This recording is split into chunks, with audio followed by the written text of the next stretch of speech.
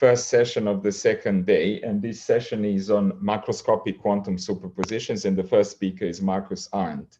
Hopefully, Markus, you'll be able to share your slides with us. And again, just to remind you, the format is 25 minutes plus 5 minutes for questions. So do you see the full screen? Yes, okay, but not the slide. Ah, very good. Yeah, so there's some lag or time delay. I hope we get around this anyway. So yeah, welcome everybody, and thank you very much for having me here. It's really an intriguing meeting with so many people of similar interests.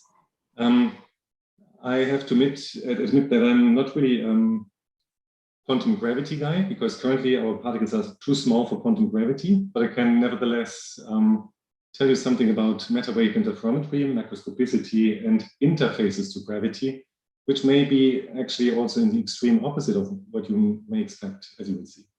But okay, let's just dive in. If my mouse does something. Zoom unfortunately delays things tremendously. Okay. That's just to show the group. Of course, I have to give credits to so many people who are still working with me, have been working with us in the group.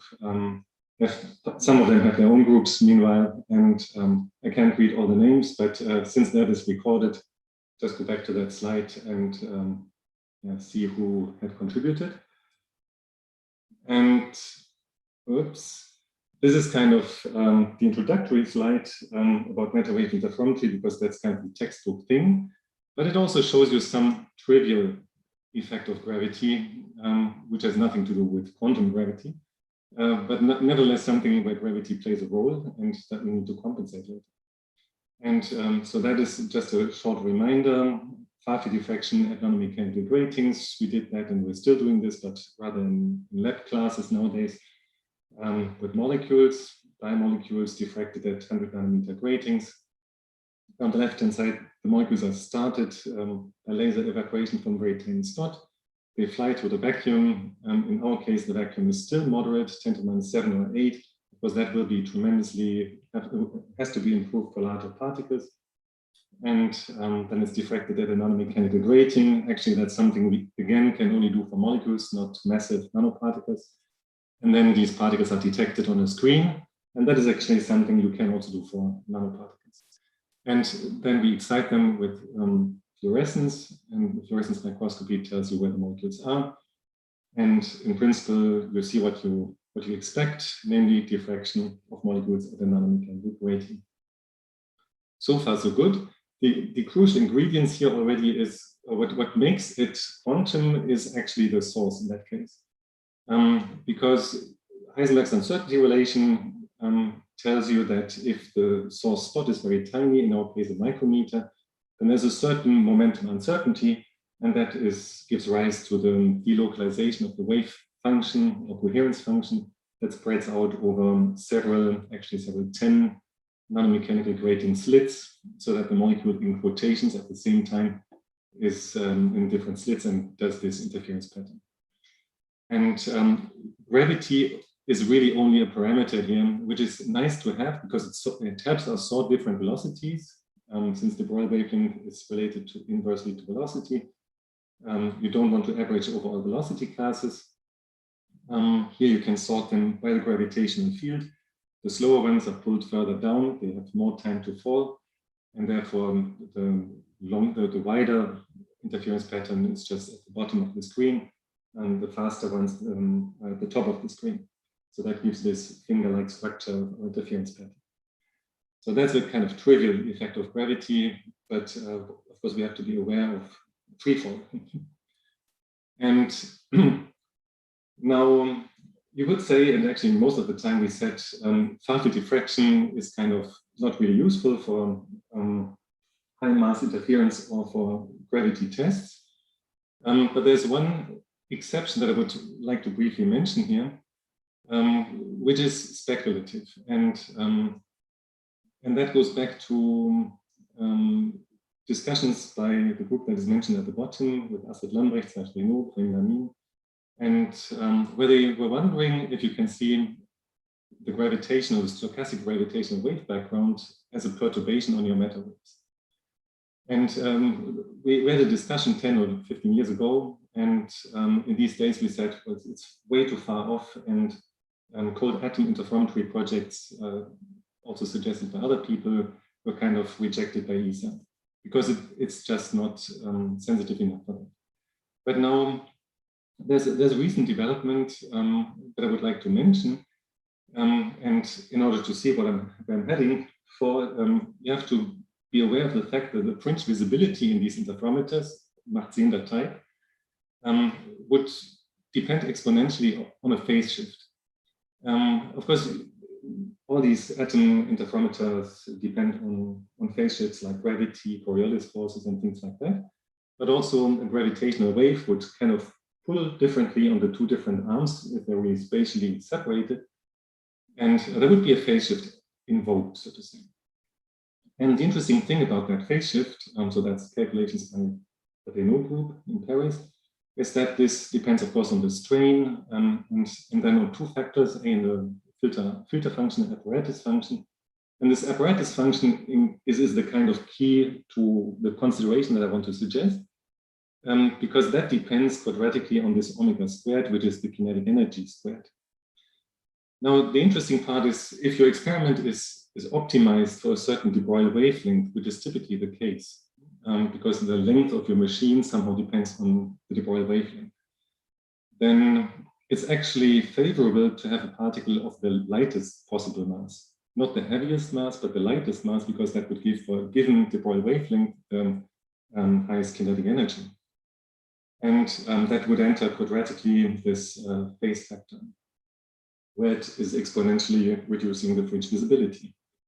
So the question is, can we do anything in this direction? And this kind of accidentally came up because Christian Brandt, who is now starting a new group at the German Space Agency in Ulm, there's a new quantum institute just founded 2 weeks ago. And so when he was still with us, we were thinking about particle diffraction. And so he then was curious because we had diffraction at graphene, but slits cut into graphene. Now he said, well, what can we do? Can we send atoms through graphene? Graphene itself, the hexagonal lattice of graphene. And the answer is yes. It's not yet experimentally proven, but all calculations indicate that with energies between 20 and 80 electron volts, with the kinetic energy of the hydrogen, we should still have de Broglie wavelengths around a few picometers and speeds extremely high, 100,000 meters per second. But the diffraction angles can still be of the order of 50 milliwavelengths, gigantic, because the diffraction angle is determined by the lattice constant, and that is only 2.46 angstroms. There are many things to be considered if you want to do such an experiment. The question is, well, is there any rich path information? Is there momentum transfer to the grating and things like that? That was kind of simulated, not kind of, that was simulated. Also by colleagues here in Vienna, Thomas Susi and Janek Kutakowski. And the statement is, there's a regime within the grating and for certain kinetic energies that atoms can still pass coherently the graphene lattice and still be diffracted up to 50 milliwavelength, which is gigantic if you consider they're flying at 100,000 meters per second. Now, just to make a case and have a thought experiment, if you let them travel for 100 milliseconds, which is not a very long time compared to all other atom interferometers out there, they would fly really a huge distance, 2,700 meters, but compared to CERN, it's really tiny. And they would only fall by 5 centimeters. But the beam splitting by then, if everything is true, would be 135 meters. So this is certainly a very extreme case. And probably there are many other things that come into the way. But it's just to indicate there's interesting physics on the extreme opposite of what most talks are about here in this meeting. It's not about the highest mass, but the smallest mass that you can still manipulate, but the highest kinetic energy. And so there is an idea that this can be done, and Christian is, I think, going to try it on.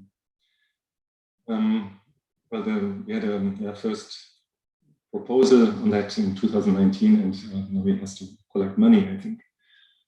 So, but that is really on the extreme opposite end, but would also test gravity, but not quantum gravity, but classical gravitational waves. Another thing, also related to kind of standard gravity, if you wish, but maybe there's interesting extra physics in that, is to look at free-fall experiments with a variety of different particles that nobody else has been able to interfere so far, having free-fall as quantum particles. And this is really only a demonstrator that I'm going to show it to you. And that's about Ultima Interferometry. That's our time domain interferometer that we started already in 2013 together with also Philipp Haslinger, and which was then tweaked and tuned to also work on complex biomolecules like these polypeptides, gramicydin in this case. And the details of this biomolecule really don't matter for what I'm going to say now. It's more the interferometer type and what you can see. So the interferometer in this case is a 3-grating interferometer, so it's not far-field diffraction, it's near-field interferometry, where the first grating prepares the coherence, the second grating does the diffraction, and the third one probes the then kind of evolving matter wave density pattern in free space. And the relative position between the molecular density pattern and the light grating, that is what gives you your phase shift. And so this is a light pulse interferometer, like most of current atom interferometers also. So we can change the time between the different pulses, and each pulse is relatively broad so that different velocity classes can be hit by the same laser, and we can shift the times. And the right-hand side, these patterns on the right-hand side should just tell you, well, there's an interference pattern coming up. So even for the polypeptides, we can see matter wave interference. Here it's probed in the time domain instead of in free space. So here we vary the pulse of the third laser grating, and depending on the position, the overlap with the matter wave density is different, and that makes these wiggles that you can see in theory and experiment fit well together.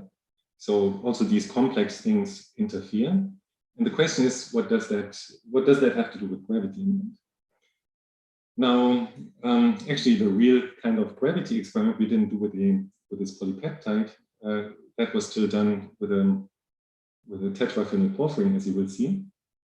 And Jonas, who's now in Imperial College in London, was still with us then. And the idea is really the same as in atom interferometry, only that here it's not atoms, but complex molecules.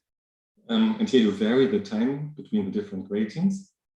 And freefall makes that the molecular density pattern just moves along the ruler, the nano ruler, which the light grating really is.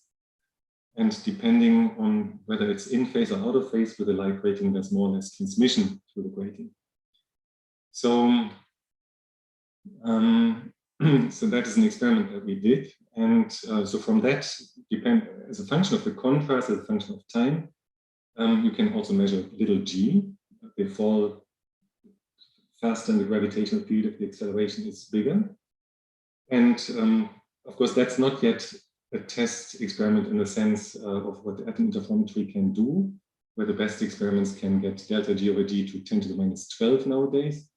This is really more on the level of the original neutron cow, the Colella-Oberhauser-Werner experiments, where they had a % accuracy with neutrons when they started that. And that's actually also the accuracy that we have here for the molecules. But what I would like to point out, so in that sense, it's not at all a precision experiment. The question is whether one should make it a precision experiment. And that is actually a question also to the audience, because it's not entirely clear to me and not to the people I spoke to so far, what you expect to see. Atom interferometry people say, well, you should compare isospin and mass ratios. But there's a lot more that you can compare. In our case, well, isospin to mass ratio, somehow we also compare because we have different isotopes in the same molecular beam. And you get that for free. They're all flying together. The different isotopes are flying together, fermions, bosons, and we get a gravitational phase shift on all of them at the same time. And they agree still only on a % level, but they do.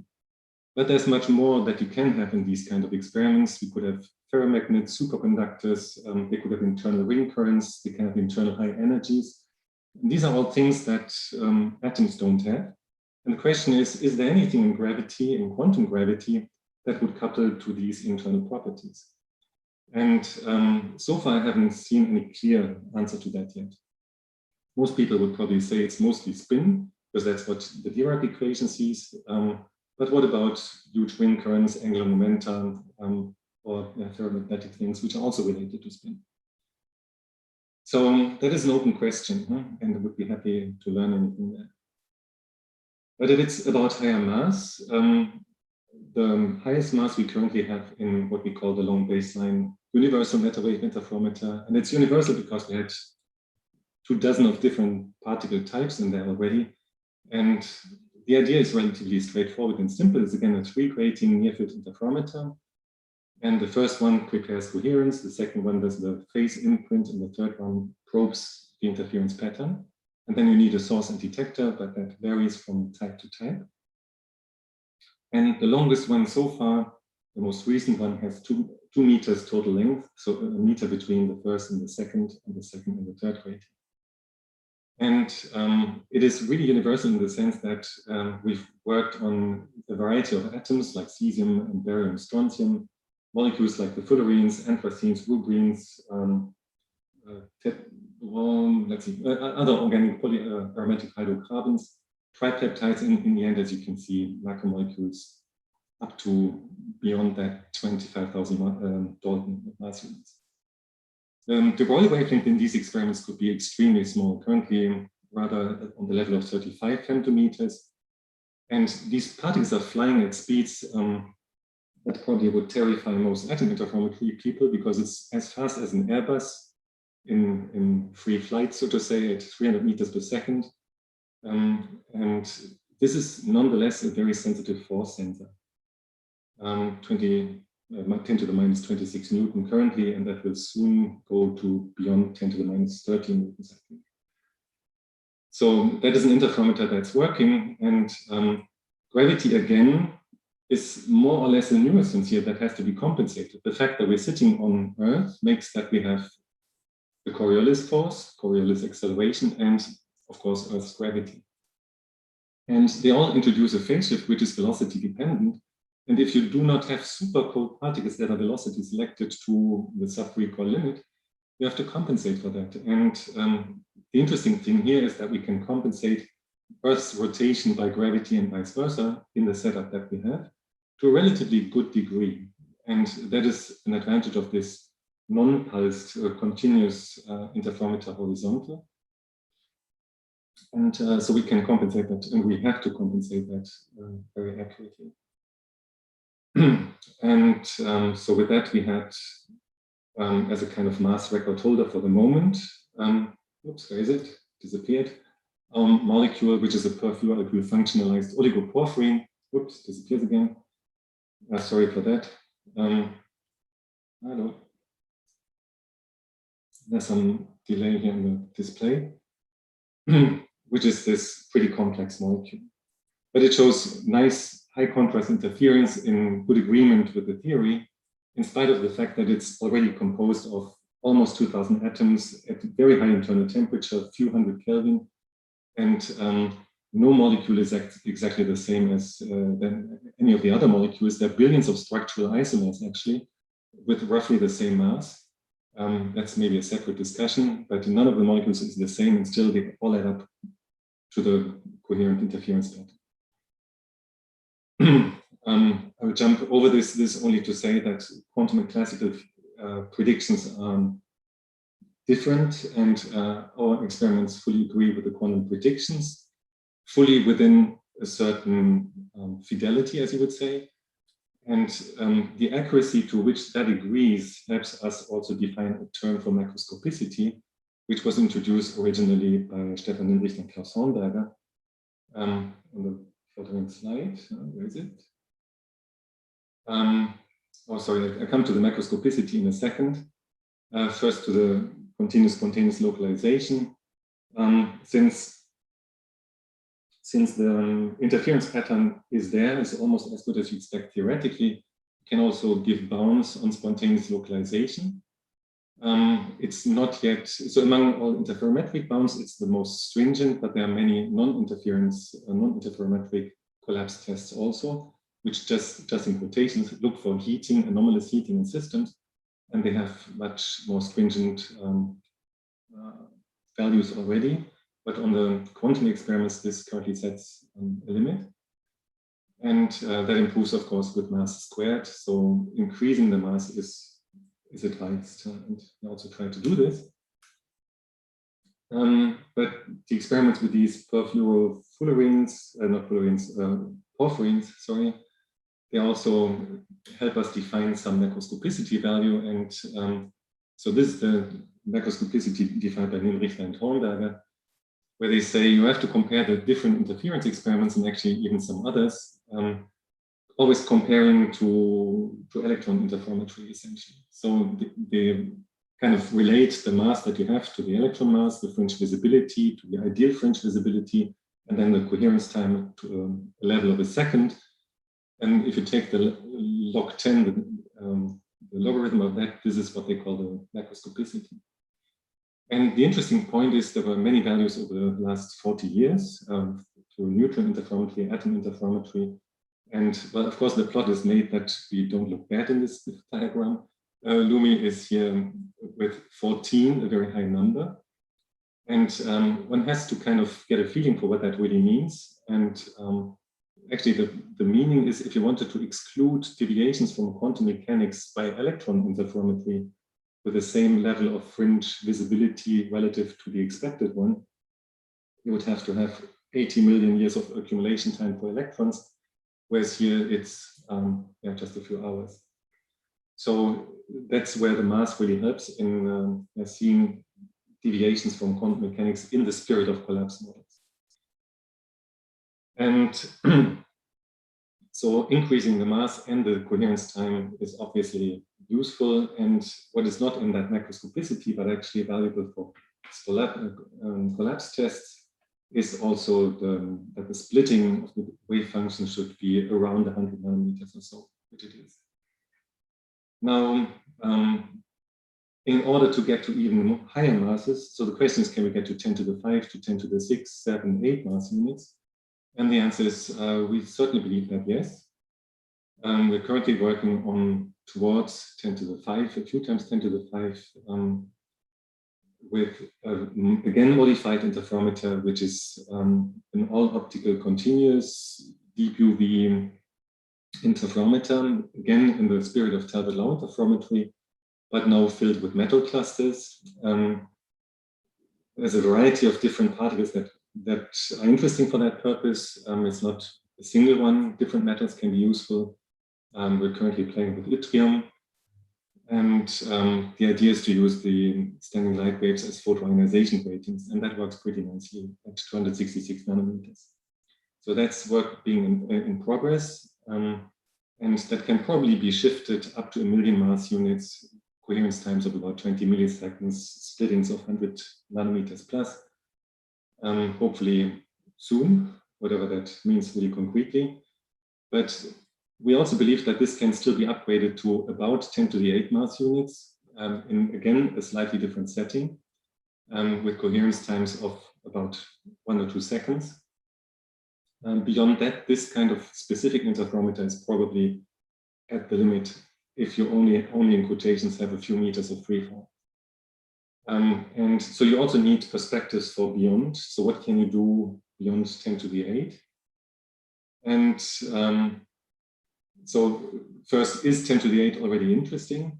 And then how can you get beyond? But then I only have 2 minutes more, I see. So I'll just flash the slides and keep the rest for questions. So Jess Riedel, who's now at NTT, already many years ago suggested that meta-wave interferometry could be interesting for searching for very specific types of dark matter between 100 electron volts and a mega electron volt of dark matter mass.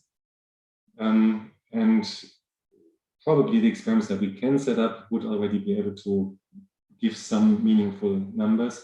They would not exclude vast regions. but would give meaningful numbers if we get to these masses that are written here. And the question is, can you get to even higher masses? And for that, you probably also need different beam splitters.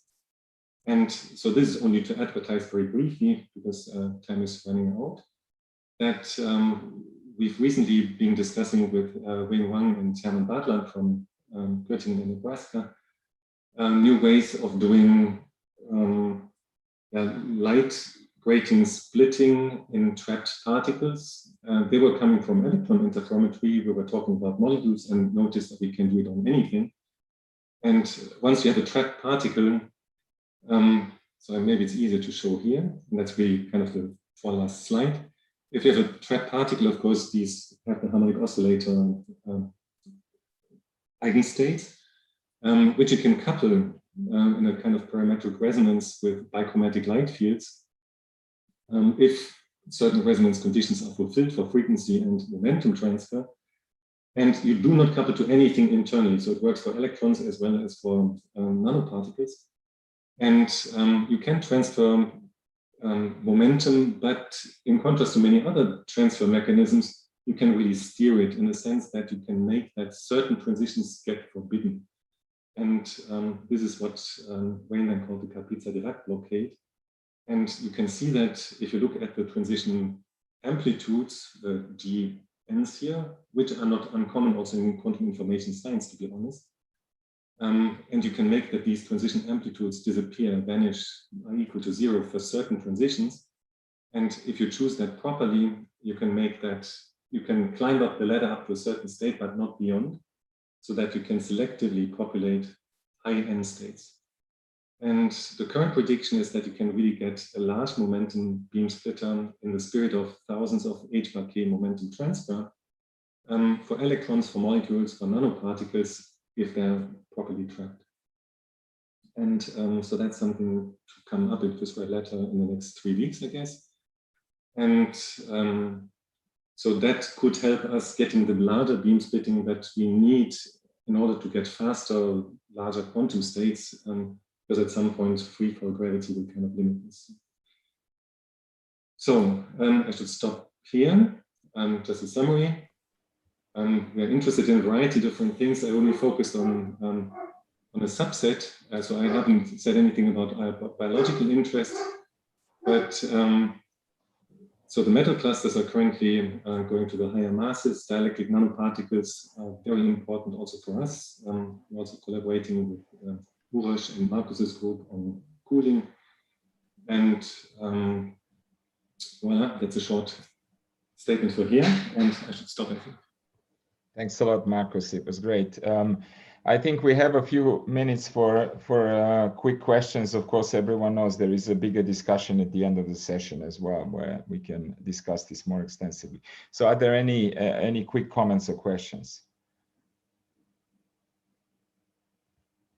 Sugato. Hi, Markus. Hi. So just the last thing that you mentioned, this Kapitsa-Dirac blockade, maybe can you explain it a bit more clearly? Is it like exciting a harmonic oscillator through a series of steps to a high energy? Exactly. So you kind of iteratively excite the harmonic oscillator, but without.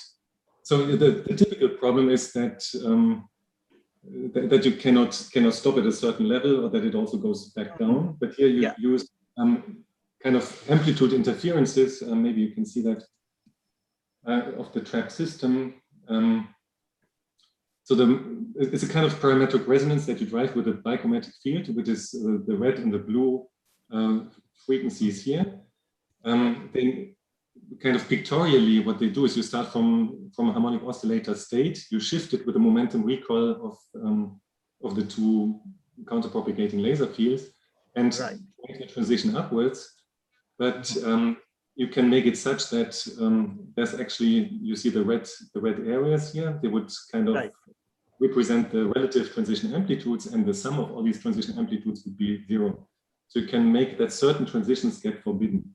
It's a little bit like, well, actually, it's a little bit similar to what you can have in stimulated Raman processes, what you have in Frank quantum factors in molecules. only that here you do not need any internal state of your particle, but just act on the polarizability in our case. For electrons, it would be the monomotive potential, just interaction with the charge. Thank you. And you don't need any nonlinearities at all, right? No. It's just interference. Yes, so it's not anything related to the nonlinearity of the particle, no chi2 or chi3 or something. Okay, thank you very much. Yeah. I noticed, thank you, Markus, very quick one from Peter Barker. I just noticed that we have very little time, but if it's a quick question. Yeah, it's a quick question, I think. Sorry, I'm upside down as well. So, hi, Markus. Nice to see you. So, you talked about these experiments with hydrogen as being the lightest, and that you might be able to look at, these fluctuations in gravity. And of course, something lighter is an electron, but obviously there's problems with charge issues. But would that also be a suitable particle? Yeah, well, yes, in free space, very far away from all electric fields. Why not? Obviously you can do electron interference. People do electron microscopy every day, but everybody who tried electron interference in the Talbot-Low-Mach-Zehnder setting found that below kinetic energies of 500 electron volts. So if you wanted to slow down and have long interaction times, they got tremendous dephasing by local fields. And with ions, same problem. But yes, if you had light gratings and all walls extremely far away, then electrons could also be interesting. Yes. Okay, thank you. Great. I think thanks a lot, Markus. I'm going to stop it there in the interest of time. And I think the next speaker hopefully can share slides with us. It's Yair Margalit. Hi. Hi. Share my screen. Thank you. Whenever you're ready.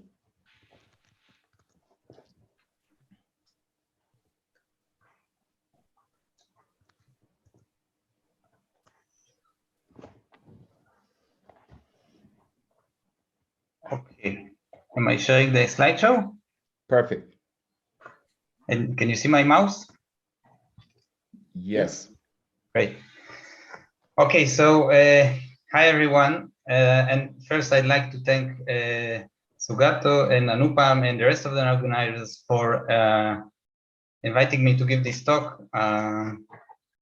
So the title of my talk is Matter Wave Interferometry on the Atom Chip. And it might be different from what you've seen in the abstract because I switched with Ron Foreman, who's going to give the talk on Thursday. So you can sort of think of my talk as a part one talk of what Ron is going to talk about. And I'm going to tell you about how we do Stern-Gerlach interferometry on the atom chip. And Ron is going to elaborate on how the idea is to extend this to nanoparticles. Okay, so brief outline, the motivation for performing Stern-Gerlach interferometry. I'll explain why it is hard due to what's called the Humpty-Dumpty effect.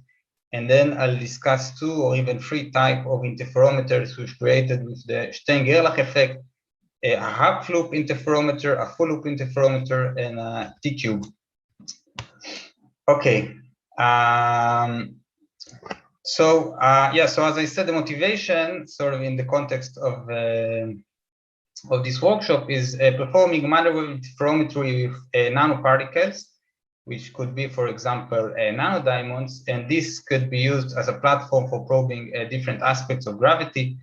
And I guess we've already heard of a few nice ideas in that direction, and possible experiments range from testing limits of quantum mechanics using large mass superpositions, sort of similar to what Markus was talking about. Also testing modifications to gravity at short range using testing sort of what is called field forces, and testing theories for gravity self-interaction or gravity-induced decoherence and collapse. And also, last but not least, testing quantum gravity, which is, of course, directly related. And again, the idea is to perform Stenge-Gerlach interferometry where which I'm going to elaborate on, and the particle being split and reunited in this interferometry is massive, more massive than an atom, which I'm going to describe here, and that could be, for example, a nanodiamond with a single spin embedded in it, which enables us to split it in space using the Steingerlach effect. Okay, and one example of one of these papers, actually, that's sort of the first paper I came across when hearing about this topic, is by these nice people here. And frankly, the first time I saw this paper, I thought this idea was nuts. As an experimentalist, I saw the numbers and I said, wow, this is like way out there. And nowadays, I still think it's nuts, but but I like the idea because it's a really nice idea of what you can really take the advantages of Stern-Gerlach interferometry and put it to practice. And that sort of led to our collaboration, and we published this paper just a few weeks ago. I think it came online with Anupam and Sugado, and also with Carson Henkel. And Ron is gonna elaborate on that.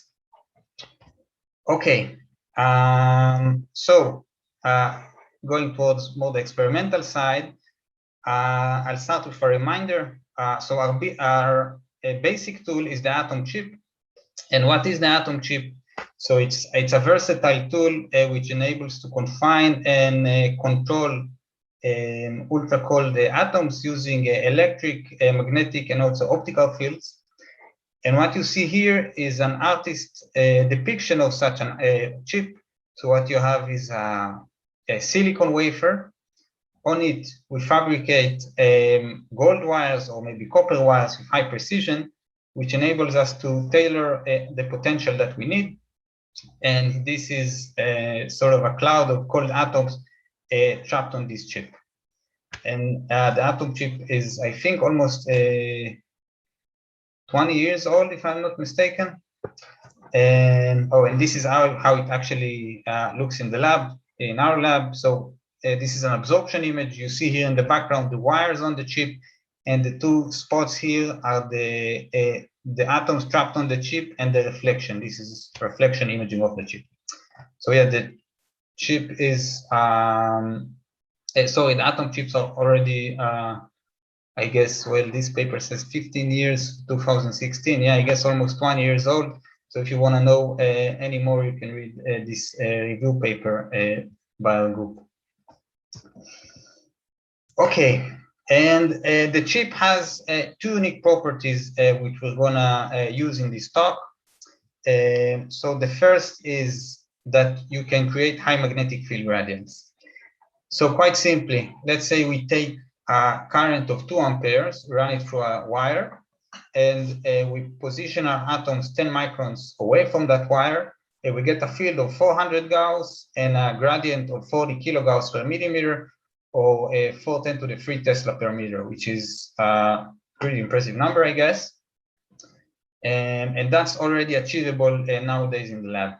We can do that. If we push these values to the limit, I mean, what we can get out of the chip, let's say we can get 10 to the 8 amperes per centimeter square, and we position our atom or a nanoparticle a micron away from that wire, we can go up to gradients almost 10 to the 5 Tesla per meter.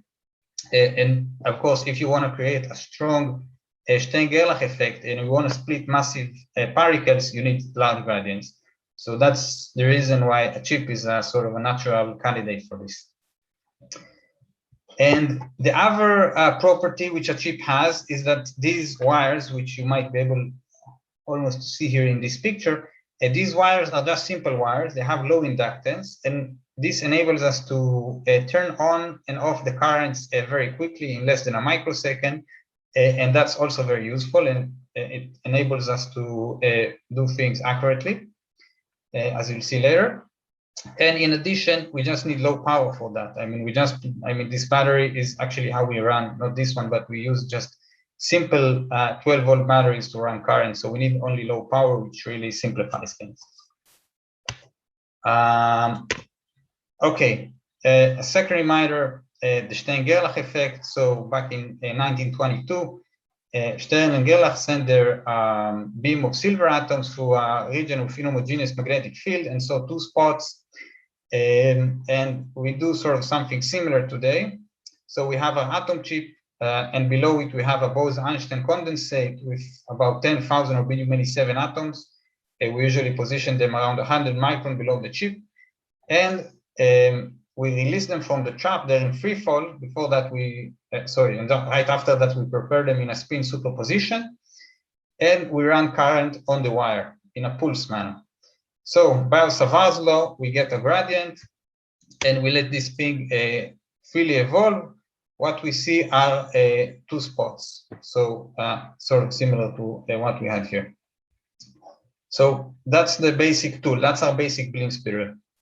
If you want to build an interferometer, you need a beam splitter, and for that you can use the Stenge-Gerlach effect. And now you can start thinking of, if you inverse your fields and you put your you can put your wave packets together and see interferometry.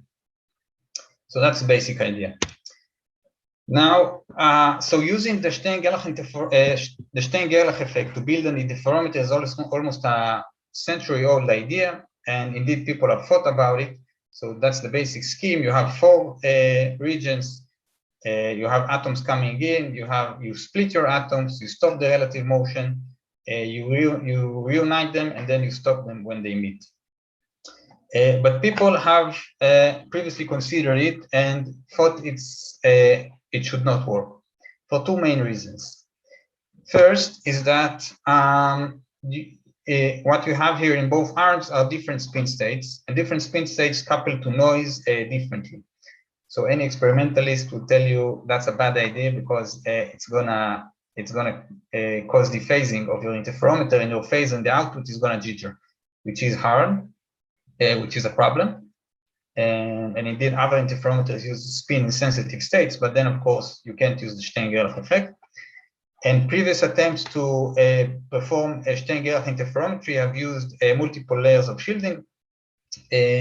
But we don't need to do that because we do everything pretty fast. We open and close the interferometer in around a millisecond or two, or something like that. So that's the first reason. Second reason why Stern-Gerlach interferometer should not work has been coined the Humpty-Dumpty effect. So initially, Heisenberg and Wigner said separation of the partial beams is going to introduce a large phase dispersion between the beams, and you need to undo that, and that's going to be hard. And later, Engler, Schwinger, and Scully said they basically said that the wave packet is like a Humpty Dumpty because of this phase dispersion, and the required precision in order to recombine your wave packets at the end of the interferometer is very high. So it's like Humpty Dumpty, which sat on the wall and fell down, and it was impossible to bring it back again. That said, we were able to utilize the chip and Bose-Einstein condensation to see a high visibility interference, whether a spatial interference or spin population interference, as I'll explain soon.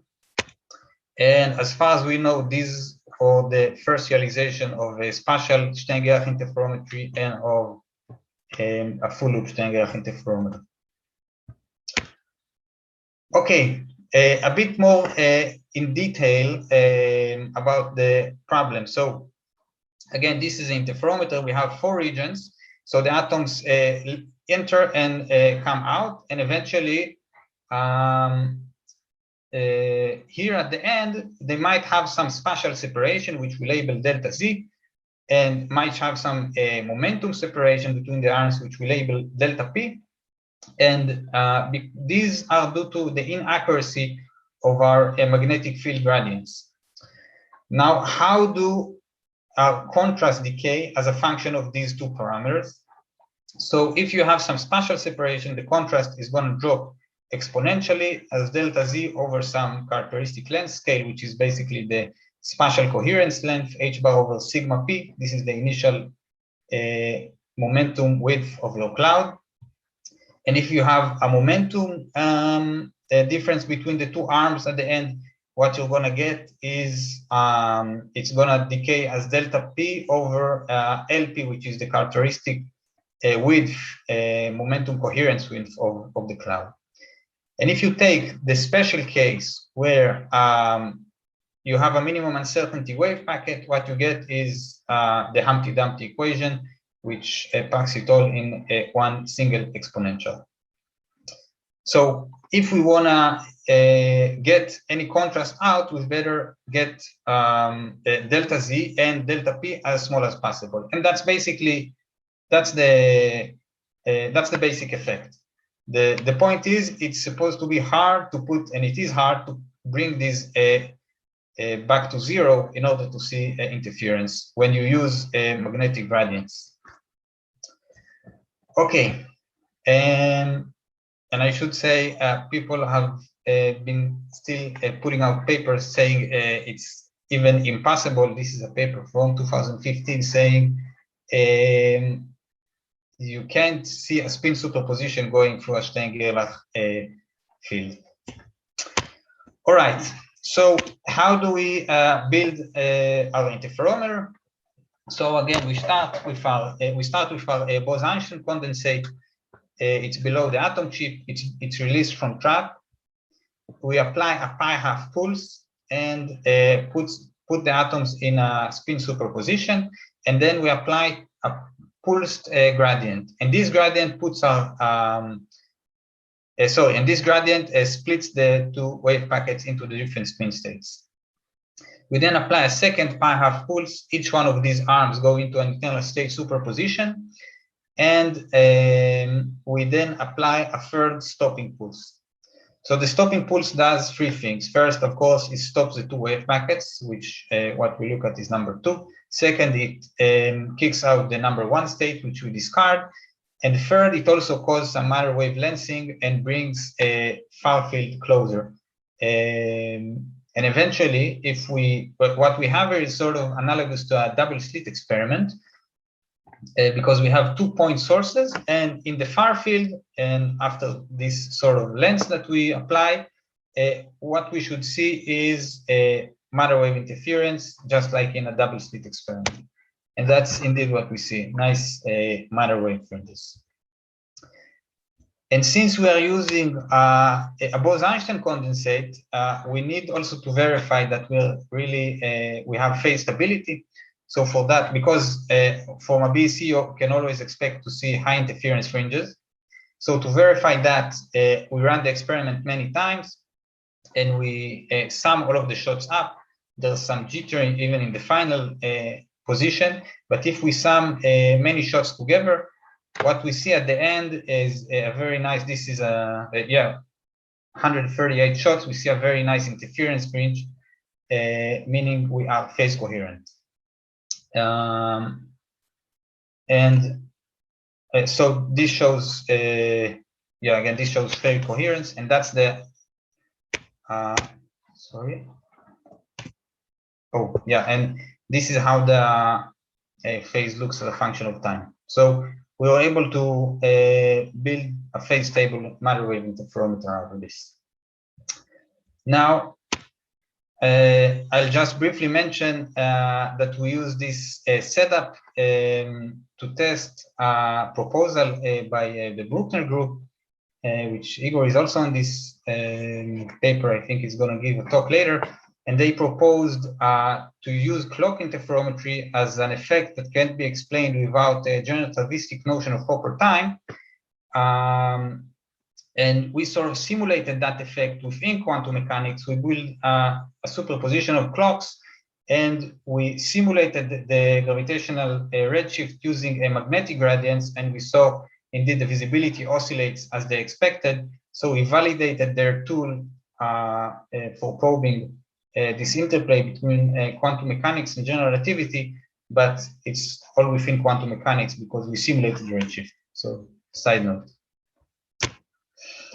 Okay, so based on our success with the half loop interferometer, as we call it, we took the next step and we built we built what we call the full loop Stenge interferometer. How does that work? So again, the same initial stages, a pi-half pulse and a gradient. We have a superposition, and then splitting pulse. After the splitting pulse, we have a stopping pulse, a reversing pulse, and a final stopping pulse. And this is again close to the original vision. And at the output here, what we see is single shot visibility. And again, it's sensitive to the overlap integral, just like in the Humpty Dumpty equation, which is based on overlap integral between these two wave packets. And how do we quantify our contrast here? We apply a pi-half pulse here at the end with some variable phase, and then we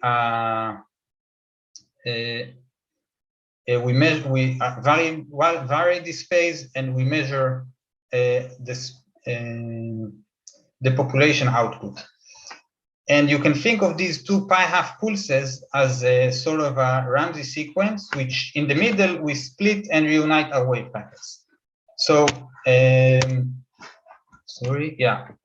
that's what we do. So the fact that we see the population oscillating between the two output states, between the two states that we're using here, tells us that we indeed have contrast, and we were able to overlap our two wave packets. So we were able to build the full loop Steingerlach interferometer. Am I on time? Short time. Okay. So I'll just briefly mention that we can use one pulse, a single pulse, to measure the momentum coherence width. We split. We basically cause only delta P to appear, and we fit this this data to a decaying exponent, and we can extract the momentum coherence width from our cloud. And we can also do the same spatially. We split and stop our wave packets, and then we increase this splitting and observe the contrast decays. This is this blue data, and we can measure our spatial coherence length. And just to double check that our recombination really works, we can then apply the third and fourth pulse, the stopping and the reversing and stopping pulses, and we see that our contrast comes back. Okay, so I think I'll skip the optimization part, and I'll just tell you that, as you might expect, if we push our splitting further and further, our contrast decays, and this is because we have limited accuracy on recombining our wave packets. So this is the contrast for the output ranges as a function of the maximum spatial splitting. We're able to get to about 2 microns, and this is the contrast as a function of the maximum velocity difference. We're able to get to around 20 millimeters per second, and we can scale these numbers with the previous coherence scales. So we take this maximum splitting and divide it by the coherence length of the cloud. We get 5.1, meaning we could split and reunite our wave packets up to 5 times the coherence length in space. And in momentum, we see that we can split and reunite our wave packets to 160 times before losing contrast. And I should say, we thought these two numbers should be similar, and we still can't understand what causes this difference, this big difference between momentum and space. Okay.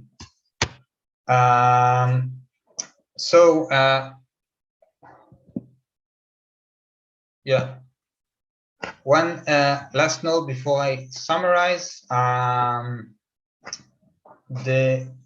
We were also able to use the full loop Stenge interferometer to build this unique interferometer where the phase scales like T cube.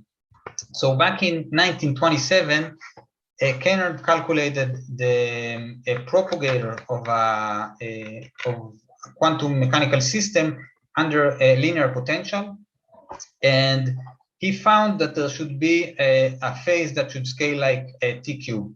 in contrast to usually what goes in interferometry. In light pulse interferometry, for example, you find T-squared.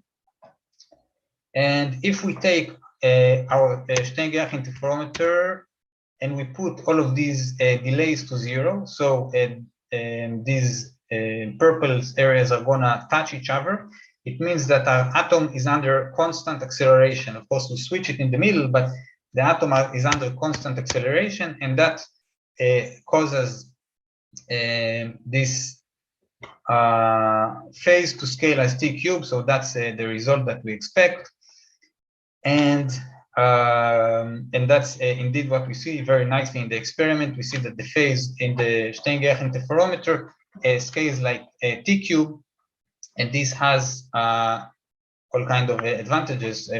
One main advantage is that the phase scales faster, of course, and we see this nice chirping signal. And I should say that Marleto and Vlatko, which is happen to be the chair here, published this paper later, saying that you can use this to test the equivalence principle. Well, I guess Vlatko can tell you more about that. Okay, so I'll conclude. I've shown you how we use the atom chip to achieve a high level of control over magnetic gradients using the chip. We were able to use that and realize high visibility spatial Stern-Gerlach interference patterns. This is from the half loop. And using these results and the stability obtained in the half loop interferometer, we were able to take this a step further and demonstrate for the first time a full loop Stenge interferometer within the constraints described by previous analysis, which is basically the Humpty Dumpty papers. And we also used the full loop interferometer to construct the T-cube interferometer, which might have interesting implications and future prospects. So for that, I urge you to go and hear Ron's talk on Thursday. And the idea again is to replace the particles that we interfere from atoms to nanoparticles, and hopefully test all kinds of interesting gravitational physics. So I'll end with that. That's the team in Ben Gurion. And that's our collaborators in this paper, Anupam, Sugaru, and Karsten. And that's it. Thank you for your attention. Thanks a lot, Yair. It's wonderful stuff, really. So again, we have maybe a few minutes for a couple of questions. I think, Andrew, please proceed. Hi, very nice talk. I had a question about the interferometers near the surface. How close are you able to get the atoms near the surface, and are you seeing any effects from the surface in any of the interference experiments? Yeah, so we never, besides, I mean, the obvious effect of pushing the atoms with the field, we never saw any effect. Besides, you know, if I push the atoms too far, they just got stuck on the chip. But in principle, we always had in mind the fact that yes, we can get our atoms very close to the chip and possibly see probe sort of surface physics, because everything happens close to the chip. It could be very convenient. You don't need to shine any light or something like that. And I guess the limit for that is just the size of the wave packet. I mean, you can probably go down to a micron or below, but eventually some of the wave packet is gonna hit the chip and gonna be eliminated. So that's the limit. So for the work you just showed, though, how close were the results that you? Yeah, so they were all 100 micron. We never needed more than that because we had enough gradients. But in principle, I mean, yeah, we could go to the lab and put them 10 microns away easily. Okay, thanks. Thank you. Any other questions or comments? Maybe another quick one. It seems everyone is happy, Yair. And we have, of course, discussions, just to remind everyone, after the last talk. So maybe again, in the interest of time, we can move on to the final talk. Thank you, Yair, for this wonderful presentation. So the final talk today is by Gerald Gabriele. And I'm hoping that you are able to, that's it, perfect, perfect, excellent. Thank you, Gerald.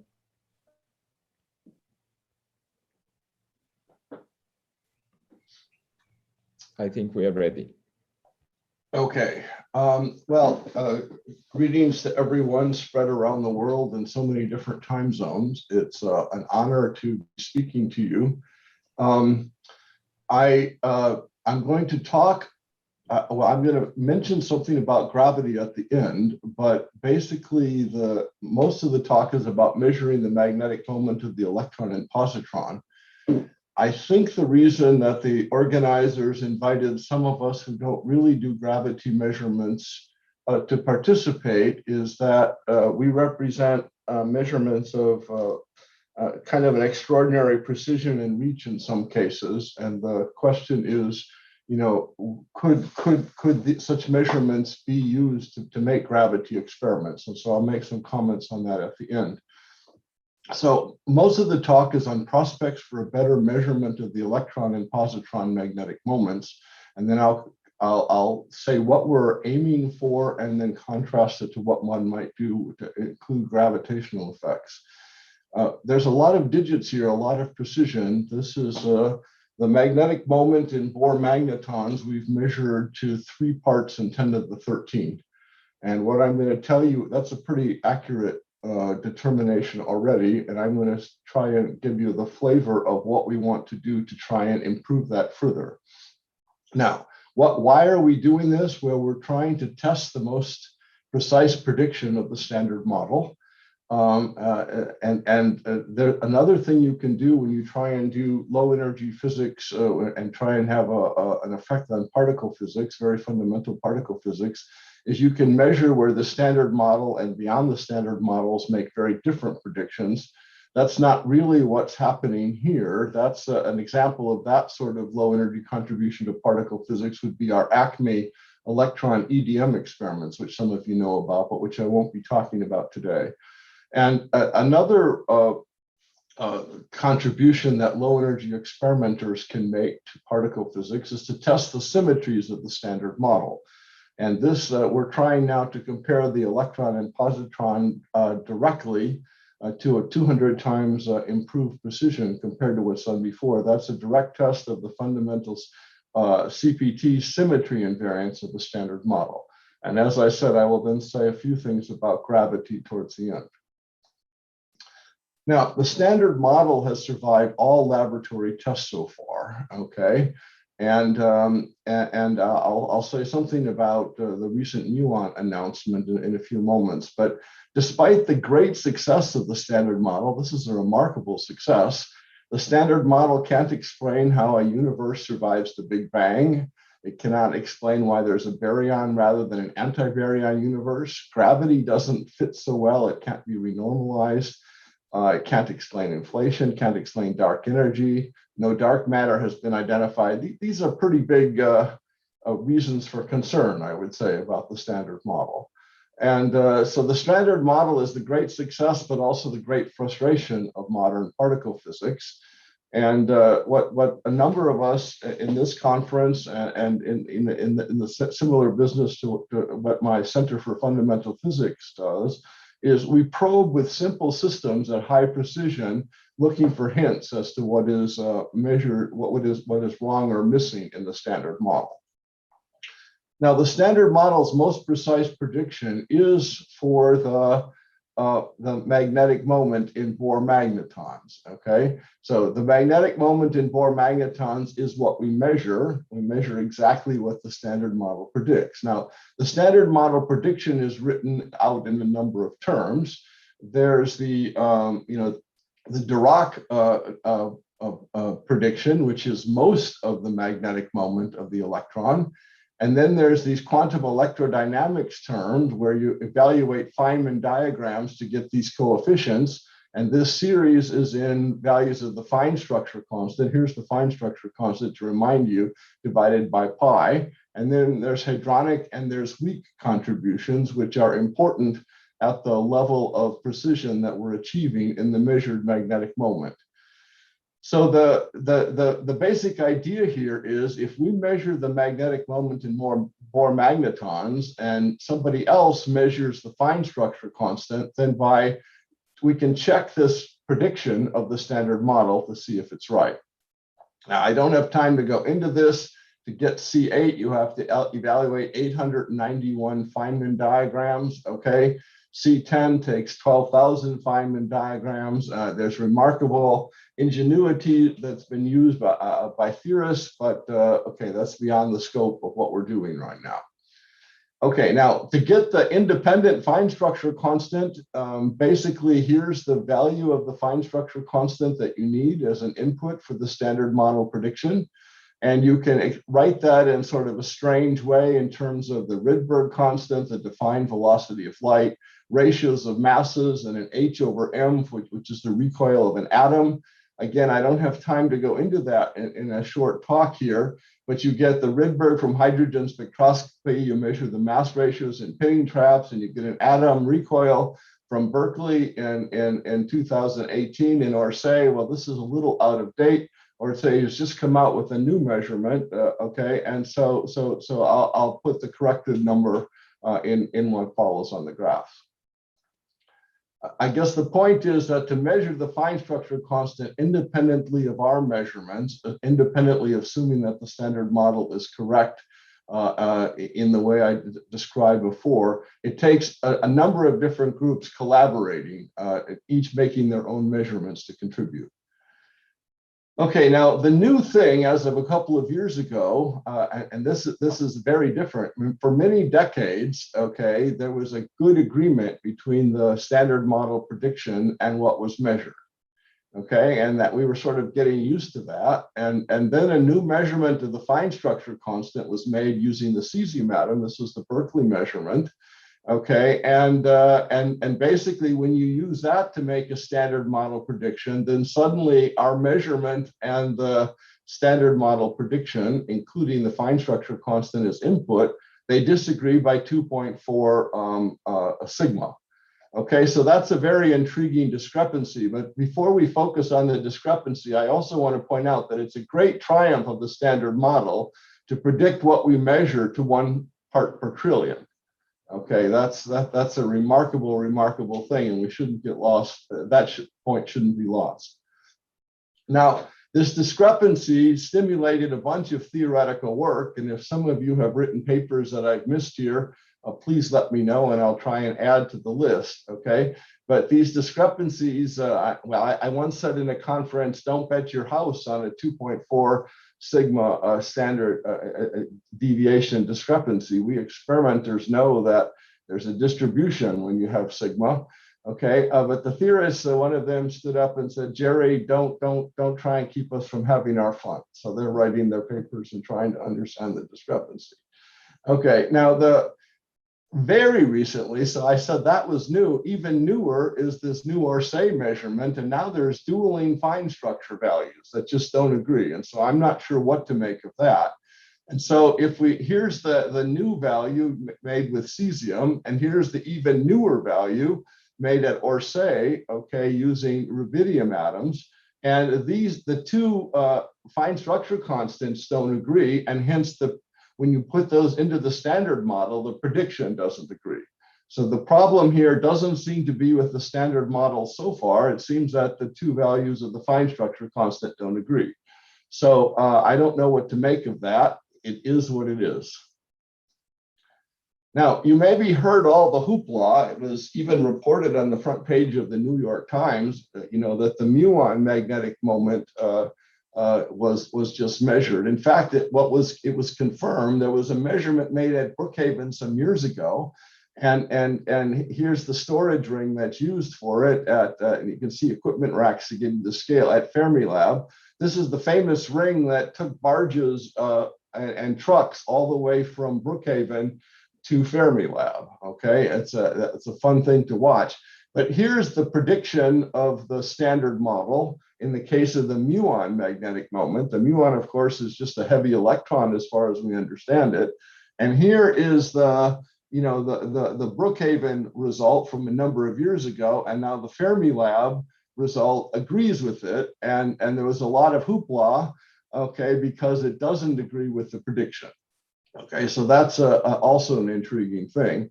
I note that when the muon people measure their magnetic moment anomaly, that's how they like to report it. Okay, they say, this is from the slide of their presentation where they announce the result, that they rely on others, okay, for some things. Okay, and here's us and here's them, as they labeled it. Well, we're part of the others, right? Because we measure the magnetic moment, and then I like to say they figure out the correction factor for the muon. Okay, but of course that's not how they say it. And so this is the measurement I'll be telling you about and how we're going to improve it. Our uncertainty, though, is so much lower than theirs. Here's our magnetic moment and its error bar in the last digits, and they're about several thousand times less precise. Okay, and I won't go into the reasons for that right now, but so we measure accurately enough to not contribute uncertainty in their current experiments. Okay, now the key features of our measurement, they're quantum measurements, quite unlike the muon measurements, which are very much classical storage ring experiments. Okay, you have to have good students, okay, you have to have time, and you have to have stable funding. We worked at this for about 30 years, okay, to make these measurements.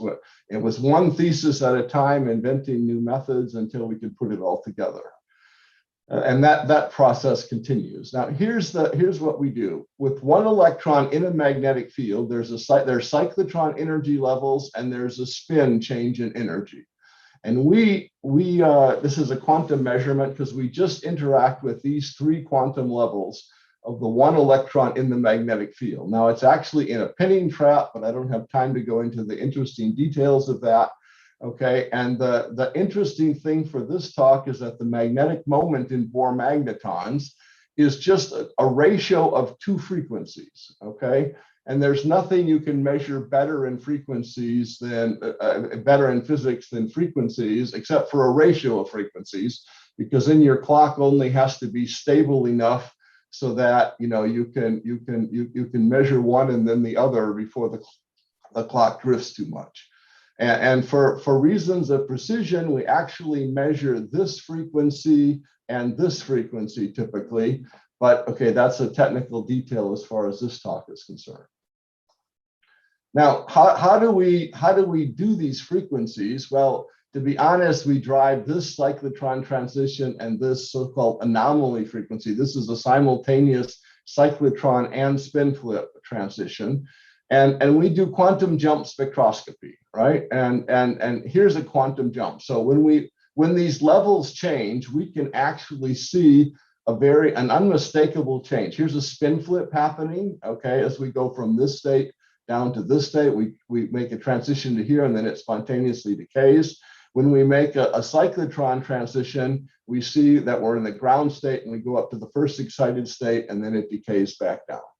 Okay, so it's we do quantum jump spectroscopy. We use the tricks. We use quantum. This is a quantum non-demolition measurement of the quantum state. Okay, and by looking where the jumps are fastest, we determine the resonant frequency, to oversimplify a little bit. Okay, and that's how we get the magnetic moment. Now, there are some important things here that are going on. These quantum jumps, we can measure what the lifetime is in the first excited state, and we can make a histogram. And if we do, we measure 16 seconds, which is a bit of a head scratcher if you're not used to this, because if you calculate using quantum or classical radiation theory, you get that this lifetime should be about 1/10 of a second, okay?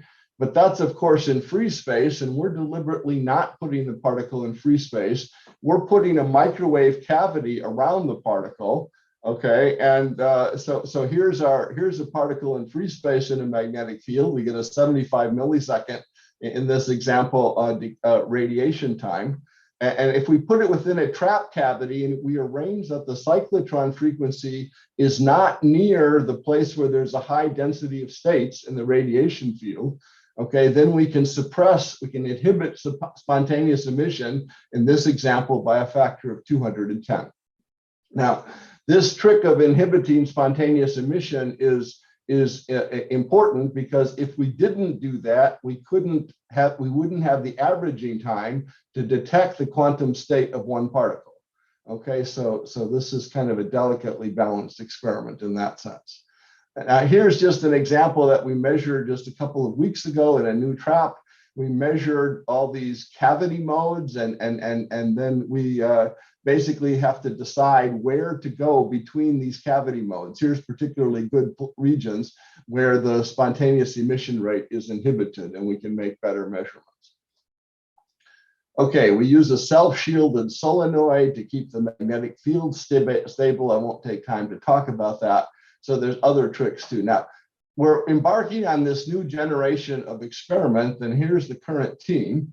Okay, and these are folks from Northwestern, or one of the students is still a Harvard student left over from my 30 years at Harvard, but we're working at Northwestern right now.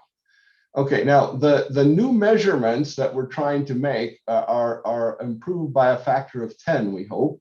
And here, this is all these different contributions, theoretical contributions to the magnetic moment, compared to the current uncertainty of the error bar and the uncertainty in the calculation. And what you can see is that as we push the accuracy down by an order of magnitude, we're going to be probing, getting close to the hadronic uncertainty limits in the hadronic calculation, and also in C10. Okay, so the 10th order quantum electrodynamics term. All right.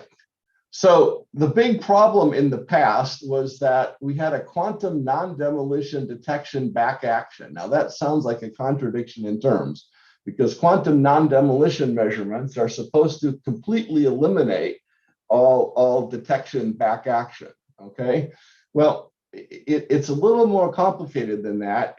We are able to determine the quantum state that we use for our quantum jump spectroscopy without having any effective back action. So there's no ambiguity in the quantum state. On the other hand, when we do quantum jump spectroscopy to determine a frequency, then the detection back action creeps back in.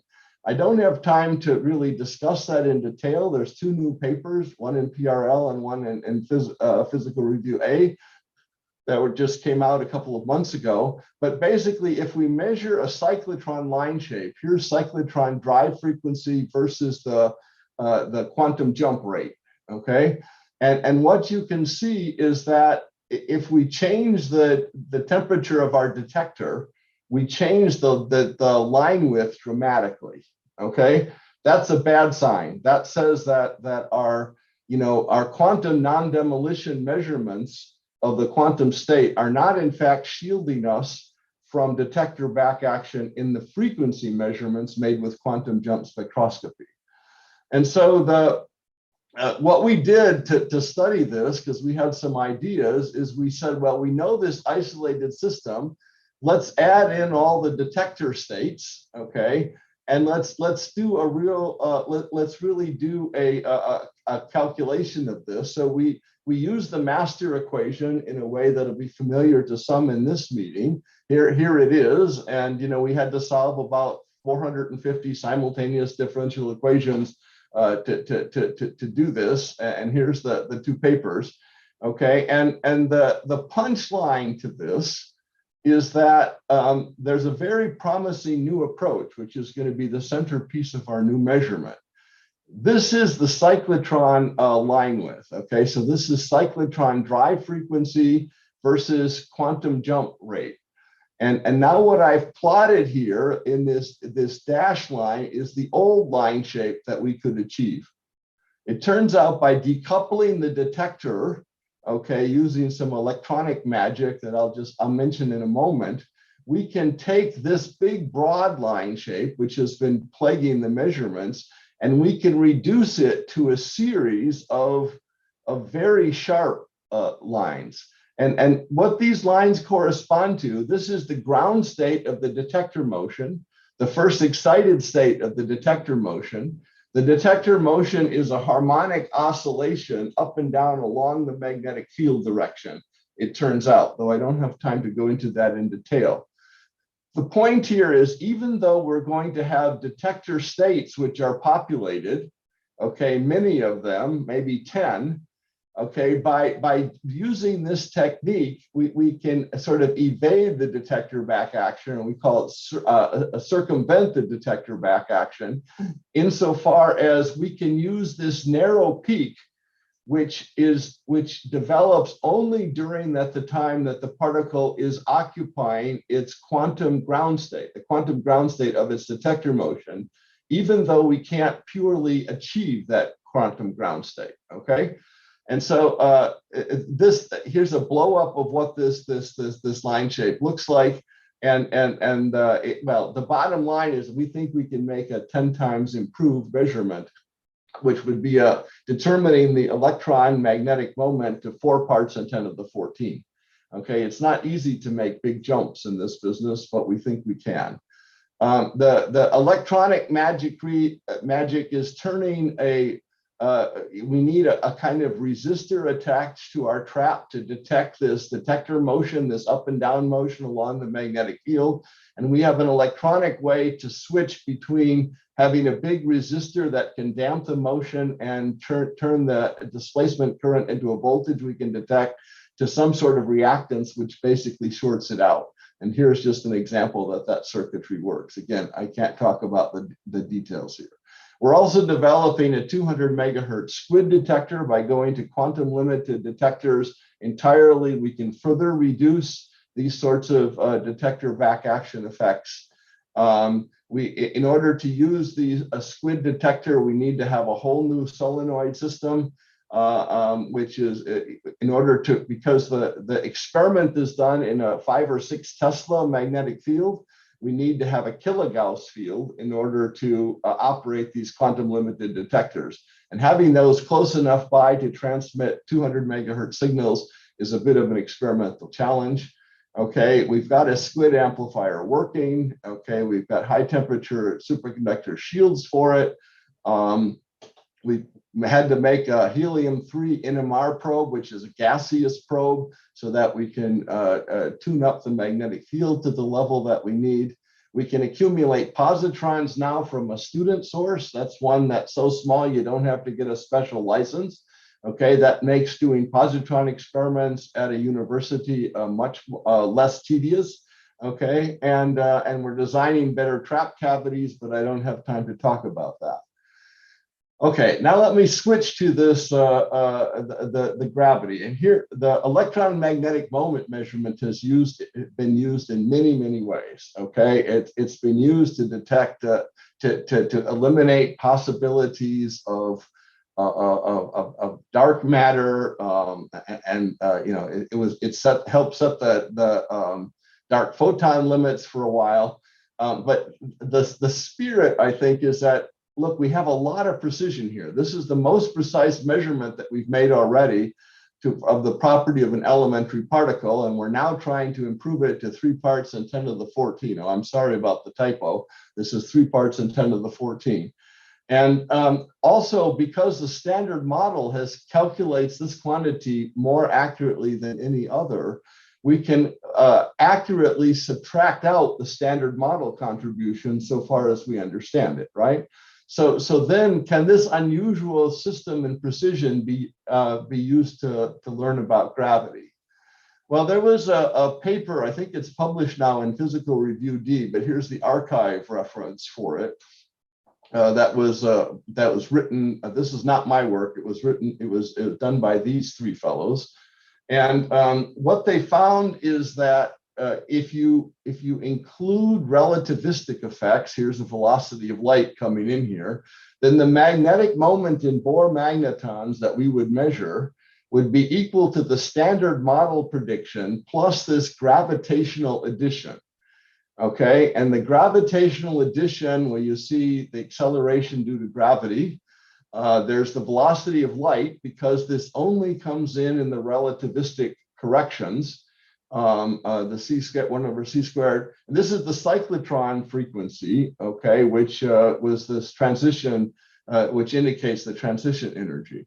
Now, so their answer was yes, there is an effect. Unfortunately, if you put the numbers in, this is not a big effect. Remember, we're very proud that we're trying to measure a 3 parts in 10 to the 14 determination of the magnetic moment in Bohr magnetons. But this is somewhat smaller. Okay, this should be 6 times 10 to the minus 40. There's a missing decimal point here, but it doesn't change the point. Okay, namely that this is not. These are not within orders of magnitude of each other. Now, the authors conclude that, well, maybe you could make the cyclotron frequency smaller. Okay, so let's just assume that we could make the cyclotron frequency 3 orders of magnitude smaller. I don't know how to do the measurement really there, but I can imagine going that far. That would gain us 6 orders of magnitude.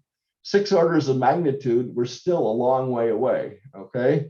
And then they also make a curious comment in the paper which said, well, maybe for larger accelerations, this could be bigger. So I'm not quite sure what that means. I suppose we could do the experiment quickly while a rocket is taking off or something and use the equivalence principle, but then we only get still an order of magnitude. So I'm missing, I don't know quite how to make this in an achievable limit. And of course, all I'm saying here, and really all I'm just quoting the authors, what they're reminding us is that gravity is really small compared to the electromagnetic force, which everybody in this audience knows already anyway. Okay, finally, in conclusion, we're making a new measurement using an electron and a positron.